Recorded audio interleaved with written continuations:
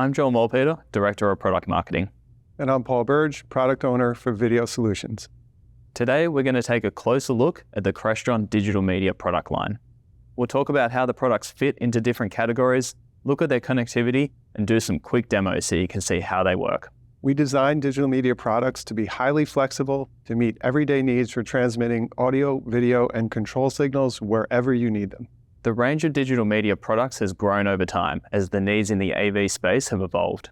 In this video series, we'll cover 4 product categories: simple transmitters and receivers, switching transmitters, switching receivers, and then we'll look at USB transmitters and receivers. These all have great use cases and can be mixed and matched to meet your needs. Check out our 4-part video series of digital media videos for a deep dive into the different product categories. And to see more Crestron solutions, visit Crestron.com.